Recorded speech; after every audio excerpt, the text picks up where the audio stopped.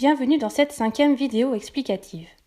Je vais vous expliquer ici la façon dont on ajoute et modifie des événements liés à la biosécurité. Sur la page Biosécurité seront listés tous les événements déjà inscrits. Cliquez sur Nouvel événement pour ajouter un événement lié à la biosécurité.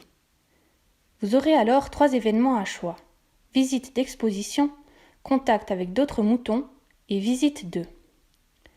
L'important étant surtout de consigner chaque contact avec des autres moutons.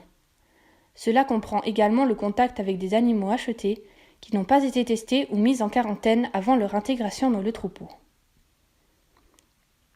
Pour la sélection Visite 2, il faut inscrire la date, puis définir de quel type de visiteur il s'agit. Si le visiteur n'est pas un de ceux proposés par l'application, il peut être inscrit manuellement en cliquant sur Autre. Ensuite, les animaux concernés doivent être définis.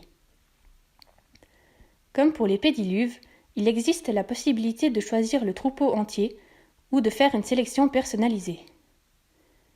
Les animaux sont ajoutés en cliquant sur le signe plus. Des animaux ajoutés par erreur peuvent être enlevés en appuyant sur la croix. Les événements de biosécurité effectués seront listés chronologiquement sur cette page. En cliquant sur un événement, les détails de celui-ci, comme les moutons concernés, sont donnés. Les événements de biosécurité seront aussi affichés dans l'historique de chaque animal inclus. Pour modifier un événement lié à la biosécurité, il vous suffit de cliquer sur « Modifier » pour rectifier la date et le visiteur. Comme plusieurs animaux sont concernés, le choix des moutons ne peut plus être modifié ultérieurement. Si le choix des animaux est erroné, l'événement doit alors être supprimé et à nouveau enregistré.